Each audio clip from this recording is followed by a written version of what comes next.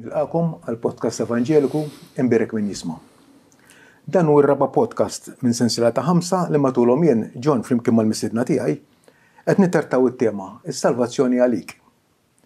Flimkien miegħi bħala mistiedna llum għandi lil Pastor Paul Mizzi u lil Joseph Mizzi. Qed nikkonsidraw tema kruċjali ħafna s-saħħa spiritwali tagħna lkoll, is-salvazzjoni għalik. Tkellimna kif offendejna lil Alla bid-nubietna u kif provdilna salvatur adegwat. Għal-ħelsin tagħna illum immissi nqisu proposta importanti oħra. X'inhi? Nkomplu nibnu fuq dak li għadna fil-tlet podcast ta' qabel. Issa wasalna fi stadju biex ta' bilħaq nifhmu napprezzaw l-Evanġelju. Alla qed joffrilna salvazzjoni. Hija salvazzjoni b'xejn. Salvazzjoni li Kristu akkwista għal dawk kollha li jixtiequha. Ovvjament, hemm kondizzjoni biex nifhmu sewwa. Dan f'kollox, anke pereżempju il-gvern tajjeb joffri pensjoni. Imma hemm kondizzjonijiet, trid tkun Malti, trid tkun ħdimt, trid tkun għalaqt il-64 sena, hemm kondizzjonijiet, altrimenti ma tikkwalifikax. Issa, f'din il-ħaġa wkoll Alla ħadem salvazzjoni perfetta għalina li totta għalina, il-kondizzjoni hija li aħna naqblu ma' dan il-provdiment. Mhux biss li nisimgħu dwar il-bxara tajba, imma li naqblu maħalli ġifier nagħtu l-kunsens tagħna u ngħidu din tottalina. U appuntu Ġesu mill-bidu tal-Ministeru tiegħu jgħid għala iż-żmien indmu u emnu l-Evanġelju. U dak huma ż-żewġ kondizzjonijiet illi rridu nduru lejn Alla bl-indiema u nesprimu l-fiduċja tagħna ġifieri inħarsu lejn Ġesu bħala l-uniku tama tagħna għal-ġenna. L-Apostol Pawlu anke matul il-Ministeru tiegħu jiġbru fil-qosor billi jgħid illi kull fejn mar u xed solennament sew lil-Lut kif ukoll lill-Griegi kull fejn mar ġifieri illi hemm bżonn l-indiema lejn Alla u fidi f'sidna Ġesu.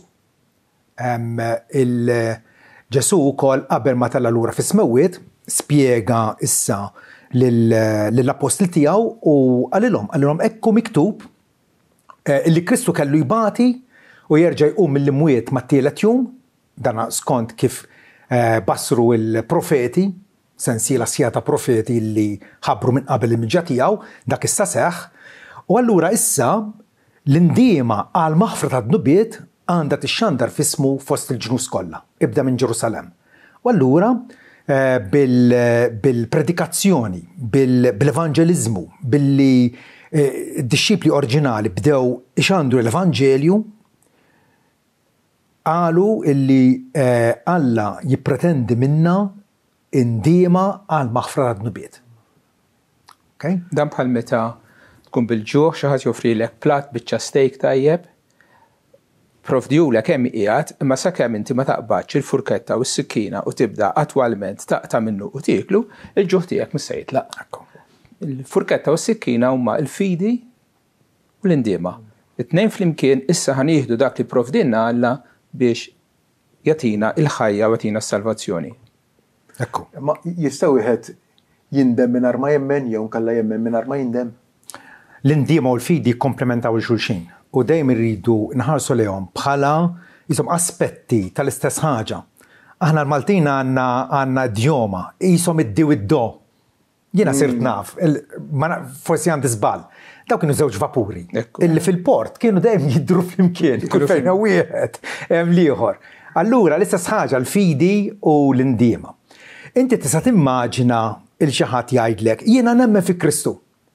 Imbagħad issibu jgħix ħajja tad-dnub, ħajja ta' abbuż, ħajja traskurata. Ma nistax ngħidu hekk. Bl-istess mod, ma nistax inti tgħid jiena ndimt. Imma mbagħad għadek qed tafda fik innifsek.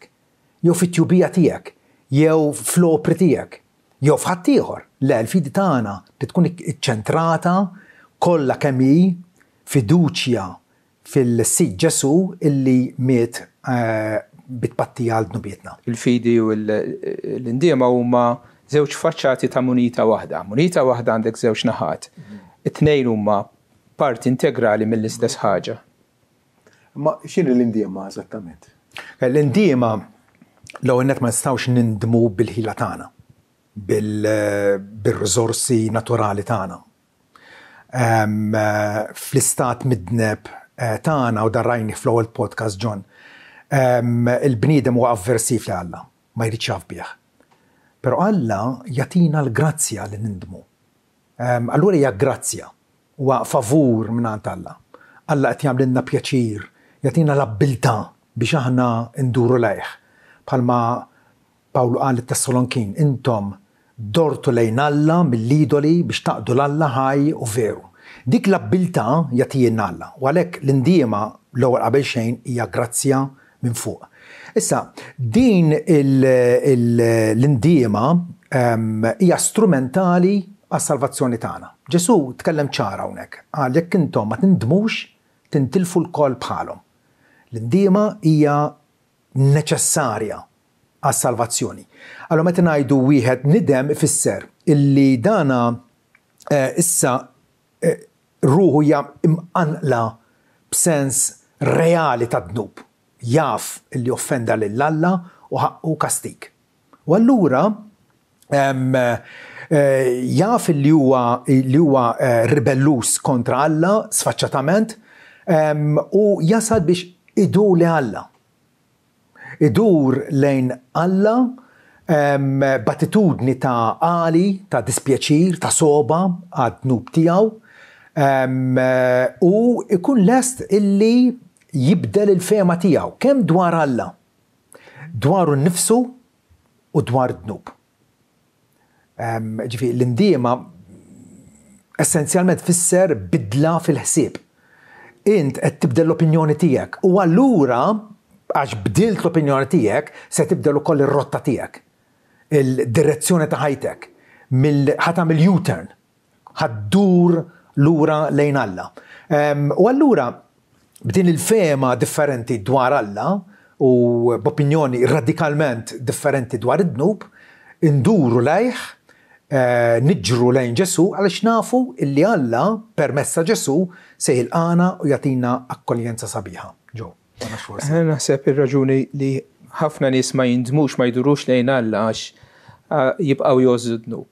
Sakemm iridu jgħixu ħajja kif toġob lilhom u fil-pjaċiri tal-ġisem ma jdurux lejn Alla. Sfortunatament, meta jagħmlu hekk ikunu qegħdin jagħmlu żball kbir għaliex il-ħajja vera u l-ferħ veru u l-ferħ li jibqa' jinsab falla. Trid tkun grazzja minn Alla kif qed int Paul li bniedem li huwa mdorri fid-dnub li ma jaf xejn iktar ħli fid-dnub u dlam li jkun Alla li iwaqfu u jdawru. U ħajdu li Alla bil-ħsieb u riżolviment qawwi il ħajobdieħ. Il-ħajobdieħ. Tajjeb, ġifieri l-indiema hija ħanidu l-għadba għal ħajja mhux biss riformata, ma ħajja mibdula, ħajja ta' ubbidjenza evanġelika ġdida. Insibu xi eżempju jew illustrazzjoni ta' indiema? Hemm ħafna. Tiġini f'moħħi pereżempju il-parabola tal-iben il-ħali.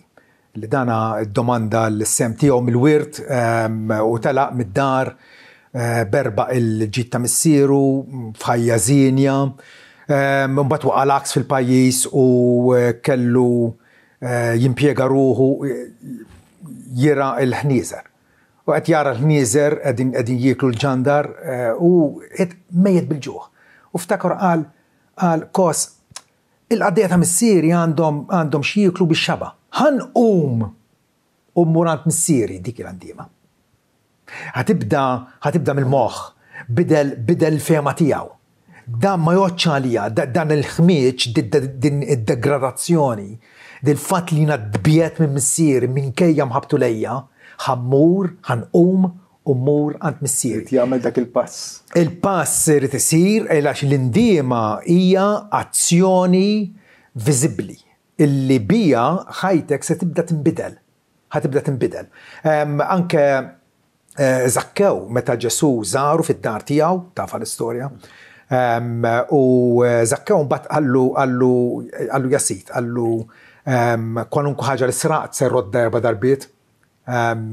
U Ġesu kif ra il-riżoluzzjoni sinċira ta' dan ir-raġel għal illum ġiet is-salvazzjoni anke f'din id-dar għax dan ukoll huwa wild Abraham. Ukoll Sawl ta' Tarsu li kien għadu qalil ta' Ġesu u tal-messaġġ tiegħu, ma wasal biex ċaħat il-reliġjożità tiegħu u l-gburija spiritwali tiegħu. Dawn huma nies li ħadu azzjoni mhux sempliċement sentimentali, ħassewhom differenti u baqgħu fejn kienu. F'din il-kwalità tandiema li din nitkellmu dwarha ifisser illi wieħed se jitla' il-ħajja moddija ta' dnub biex jimxi fil-modija fit-triq id-dejqa tal-Evanġelju. Tajjeb li semmejt l-Apostlu Pawlu, għaliex Pawlu ma kienx bniedem li qed jgħix fid-dnub. Dan kien gburi kemm jobdi l-liġi tal-Alla kemm jista' jkun perfettament u fost sħabu kien iċ-champion tagħhom. Imma wkoll kellu bżonn jindem, mhux biss il-midneb li qed jgħix fl-immoralità u fil-ħażen u fis-serq, imma dak li jaħseb li bil-ħila tiegħu kapaċi jirbaħ il-ġenna.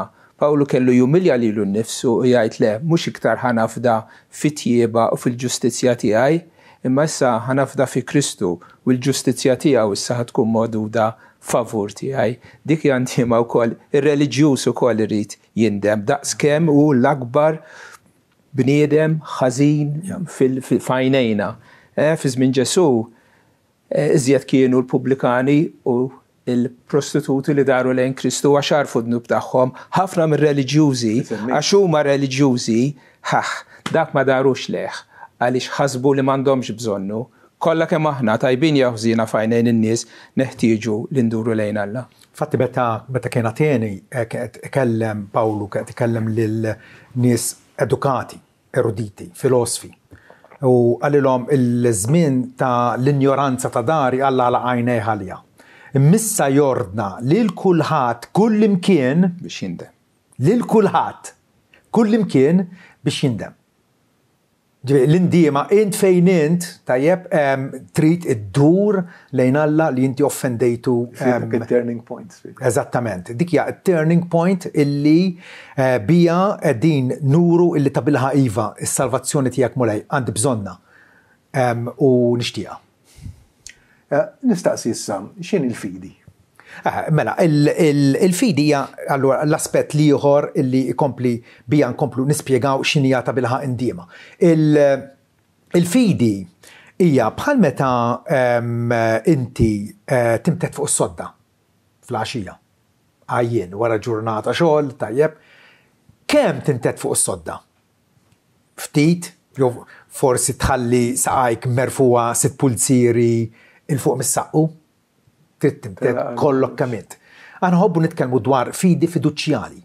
Ġifieri inti esklusivament kollok kamint bil-persuna kollha tiegħek se sserraħ mhux fuq hekk innifsek, mhux fuq ħadd ieħor, fuq is-sit Ġesu Kristu. Bħal m'għamel il-ħalliel mislub ma' ġenbu, mulej Ġesu, ftakar fija meta tiġi fis-saltna tiegħek.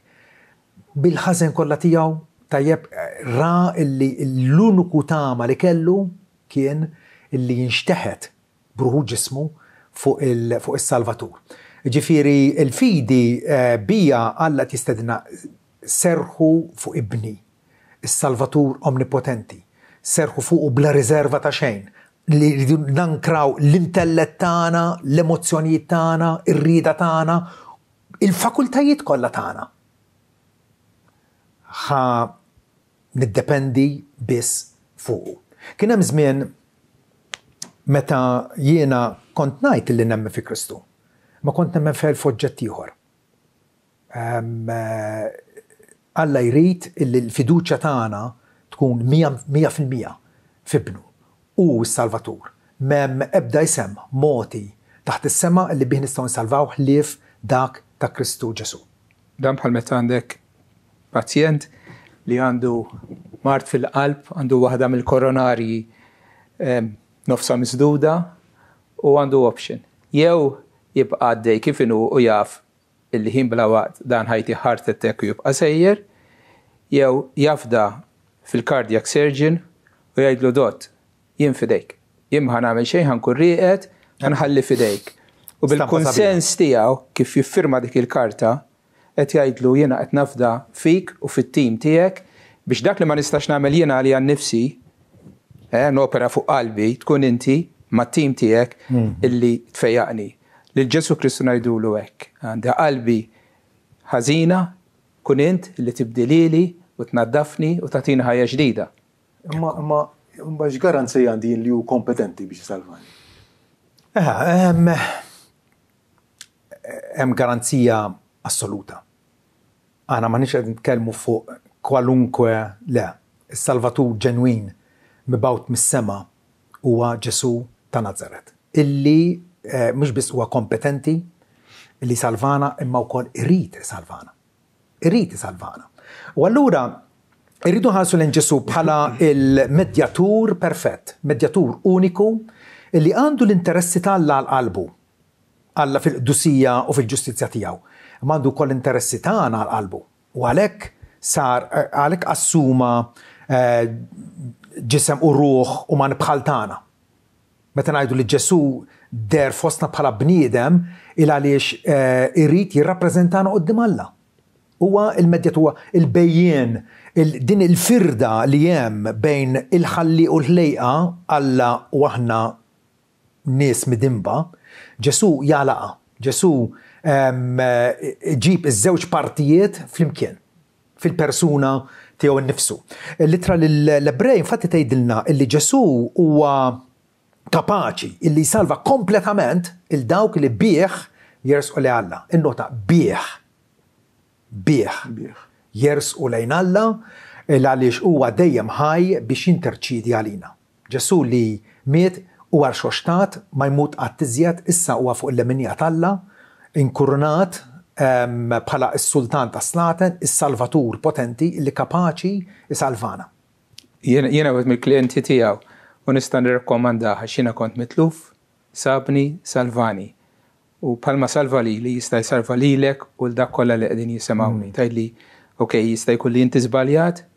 Nista'. Imma l-kelma tal-Alla mi żbaljata u dak li qal Ġesu ma jmurx lura minnu u qal li jien ma nitlef laqqas wieħed minn dak illi l-missier tagħ. Allura b'Ġesu li rebaħ fuq il-mewt li kbaradu tagħna jiena konvint li kapaċi dak li wija tiwettqu wkoll. Qed tgħidu allura ġifieri li Ġesu jsalvana mhux aħna nsalvaw lil nfusna? Ċertament. Mhijiex joint venture bħalli kieku Ġesu jagħmel parti tiegħu u jien nagħmel parti tiegħi. Ħafna nies hekk jaħsbu. Ġesu jagħmel il-maġġor parti tax-xogħol imma jiena xorta waħda rrid nagħti il-kontribut tiegħi, ċkejken kemm hu ċkejken. Xejn minn dan. Littra ta' Ġwanni l-ewwel waħda tajt illi Alla tagħna l-ħajja ta' dejjem u din il-ħajja hija fibnu. Min għandu liben għandu l-ħajja. Min m'għandux liben Alla m'għandux il-ħajja. Ktib dalilkom li temnu fl-isem tal-liben Alla biex tkunu tafu li għandkom il-ħajja ta' dejjem. Ġifieri, il-ħajja ta' dejjem se nakkwistawa, se tkun tagħna, se ngawduha meta aħna għandna lil Ġesu. Kif jista' ikolli l-Ġesu permezz tal-fidi? Billi jiena ndawwar il-ħarsa ta' ruħi esklusivament fuq. Il-parti li nikkontribwixxi għas-salvazzjoni huwa d-dnub. Ekku. Id-dnub tiegħi, il-ħażen, kundanna li ħaqni dak kull ma nippreżentalu l-Kristu dawn huma d-dnubiet tiegħi. Huwa hu li jaqbad dawk id-dnubiet u jisammarhom mas-salib u bit-tpattija li jagħmel fuq is-salib jaħfir li dnubieti. Ġifieri huwa hu s-Salvatur mhux jien. Lilu nsejjaħ is-Salvatur tiegħi Ġesu Kristu. Jiena salvat mhux is-Salvatur. Dan hemm ħafna stampi dwar din is-salvazzjoni, pereżempju fil-żmien Mosè meta l-Lut kienu bejn il-Baħar l-Aħmar u l-armata Eġizzjana u kienu ovvjament ippanikjati. Mosè qalilhom isktu. U waraw is-salvazzjoni li Alla se jipprovdilkom illum fil-waqt li intom tibqgħu kwieti. Ġifieri l-Lut x'għamlu biex fetħu l-Baħar l-Aħmar? Alla dak il-miraklu għamlu Alla għal-ġid tagħhom. U l-istess ħaġa fis-sitwazzjoni tagħna. Meta l-Anġelu spjega illi spjega l-Ġuseppi illi l-arusa tiegħu Marija kella toħroġ tqila u għallu dik it-tarbija semmija Ġesu għax u salva il-poplu tiegħu minn nubietom. Allura il-dipendenza tagħna tkun kollha kemm hi fuq Ġesu. Din hija l-essenza tal-fidi, John, jekk tinnota. Fidi f'min? Qed nemmen, qed nafda f'min? Risposta hija fi Kristu, fih, mhux fih għan-nifsi, inkella minix vera qed nafda lilu għal dil biċċa xogħol. Il-fatt li aħna nemmnu fi Kristu bħala s-Salvatur tagħna jfisser illi jiena m'għadniex inħares lejn nifsi lejn ir-riżorsi u l-abiltajiet u l-merti tiegħi, imma ħanħalli lilu biex jagħmel dak li jien bħilti ma nistax nagħmel. So ma qed nsemmu l-fidi, ma xiex nistgħu nxebħu għall-fidi. Hemm ħafna tixbiħiet, hija hawnhekk tabib. Ġo, x'idillek meta jiġi xi pazjent għandek u jgħidlek ara għandi qed inħoss l-ġieħ u naħseb għandi l-ġebla, qed nieħu l-xkatta pietra u qed nieħu t-tebillumi u affarijiet. Inti tirrikmandali xi ħaġa oħra dott. Tieħu pjaċir bih kieku hekk? Għax huwa qed jagħmel is-sem tiegħu. Le, meta qegħdin ngħidu aħna nafdaw f'Ġesu Kristu ġifieri, aħna fidejh. Aħna fidejh. U t-tabib. Ġesu darba qal lin-nies għalilhom illi minnu b'saħħtu m'għandux bżonn ta' tabib. Imma dawk li huma morda ma ġejx biex insejjaħ lin-nies ġusti imma l-midinbin għall-indiema. Ġesu ġie biex isejjaħ lill-midinbin għall-indiema. Huwa t-tabib tar-ruħ, meta mur għandu t-tabib ngħidlu bil-menti tiegħi x'qed inħossu da, imma mbagħad ir-rimedju u l-preskrizzjoni hija fidejh. Taqbel ġew? 100% bniedem qiegħed jera, qiegħed imqabbad ma' biċċa blata fil-maltemp, jiġi xi ħadd biex isalvah, jagħti ħidu biex jagħti ilu, biex jerfgħu minn ġol ilma, imma liħor jibqa' mqabbad ma' dik il-blata. Le, itlaq dak li qed tafda fih u ħalli jissafdan li ġi biex isalvak, imbagħad ikun jista' itellak il fuq. Il-fiduċja fi Kristu kif għadna kemm għadna tfisser li ma nibqax nafda fija nnifsi jew f'xi ħadd ieħor. Kristu biss huwa Salvatur. Dak minna ħatana ma x'toffri l-fidi lil Kristu. Ħanejlek ġon qabel wieġbek. Nimmaġinaw li jiena mejt bil-ġuħ. Letteralment wasalt biex immut u nidħol għand furnar u dik ir-rieħa ta' ħobs tal-Malti vera taqsamlek qalbek. U nibqa' nxomba din ir-rieħa. Mingħajr ma nidħol b'ħobsa. Ħammut. Mingħajr ma tikolla l-ħobsa. Eżatt. Hemm l-ikel huwa offrut lilek tiekol minnu. L-istess ħaġa jekk jiena bilanċ, da l-ilma mhu ħajamilli ebda ġid. Ebda ġid. Sakemm jibqa' fit-tazza mhu ħajamilli ebda ġid. Appena nixorbu. U dik hija l-fidi. Illi jiena attwalment nirrikorri għand Ġesu għax naf illi mhuwiex se jiddiżappuntani. Mhuwiex se jiddiżappuntani. Ġesu kapaċi jsalva għal kollox il dawk li bih jersqu li Alla. Allura il-maħfra tinsab fih u fih biss? Il-maħfra hija fih, Ġesu bil-tixrid tad-dem tiegħu bis-sakrifiċċju uniku tiegħu fuq is-salib għalna il-maħfra. Aħna immorru għandu bidejn battala, immorru għandu falluti għaliex nafu illi Ġesu se jissodisfa il-bżonn kollu tagħna. Infatti fil-pritka tiegħu fuq il-muntanja jibdija b'sentenza famuża, imberkin li foqra fl-ispirtu għax tagħhom jassaltana smewwiet. Ġifieri, foqra fl-ispirtu, ġifieri jiena naf u nirrealizza illi m'għandi xejn nofrilu lil Alla. M'għandi xejn x'nikkontribwixxi. Il-fiduċja tiegħi hija f'Ġesu għax fih nara il-maħfra sħiħa għal dnubieti. Pawlu meta kien fis-sinagoga jgħid illi il-profeti kollha jiġdu dwar Ġesu illi fih ingawdu il-maħfra sħiħa tad-dnubiet. Ġwanni jikteb fl-ittra tiegħu illi qed nikdbilkom u li diżżar għax dnubietkom huma maħfurin ismaħħa minħabba ismu. Mhux għax jien għamil xi ħaġa, minħabba ismu bil-merti tas-sakrifiċċju tiegħu fuq is-salib. Il-maħfra hija għotja li għaljatina minħabba ibnu Ġesu. Fil-Kolossin kapitlu 1 jgħidilna illi Alla ħelisna mid-dominju tad-dlam u trasferina għas-saltna ta' ibnu l-maħbub li fiha għandna l-fidwa il-maħfra tad-dnubiet. Għandna preżentament issa stess jiena nista' ngħid u ngħid bil-konfidenza li d-dnubieti kollha passati, preżenti, futuri huma maħfura. Il-kont tad-dejn tiegħi ma' Alla huwa imqatta, huwa maħruq. Meta Ġesu għajat l-għajta tiegħu trionfanti tiegħu minn fuq is-salib tettellejstaj kollox mitmum, ifisser illi il-kont issa ġie imħallas totalment u darba l-dejjem. Il-maħfra hija biss fuq il-merti ta' Ġesu Kristu u d-dem li xaret fuq is-salib u mhux l-opri li nagħmel jien, però rridu nżidu wkoll li l dawk li Kristu jaħfer ukoll Kristu jtihom qalb ġdida u jtihom ħajja ġdida, dik li semmejna fil-bidu l-indiema li issa inti ma tibqax tiffanga fil-ħażen imma tinbidel. Però dak li verament jemmen ħajkollu ħajja ġdida li ħajtbijat mid-dnub, ħajamel it-tajjeb, però qatt ma jafda fuq it-tajjeb li qed jagħmel għall-maħfra. Il-fiduċja tiegħu dejjem tibqa' fi Kristu u fi Kristu waħdu għall-maħfra tad-dnubiet. Ġifieri qed ngħidu li Kristu huwa l-bidu tmiem tas-salvazzjoni tagħna. Qed nifhmu sew? Iva. U Ġesu wieħed ukoll li dawk kollha li morru għandu bil-fidi u ma jkaċċihomx il-barra. Bil-fidi aħna nsiru tiegħu u sir tagħna. Ikun hemm dik l-unjoni mistika li appena morru għandu Ġesu iżomna, Ġesu iħarisna sal-ħajja ta' dejjem.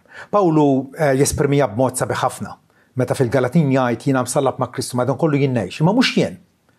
Huwa Kristu li jgħix fija. U l-ħajja li ngħix issa fil-ġisem ngħixha bil-fidi f'binalla li ħabni u ta' li l-nifsu għalija. Jekk Ġesu ta' li l-nifsu għalija, propjament għalija, mhux kapaċi jżomni, ħajżomni ċertament u infallibilment.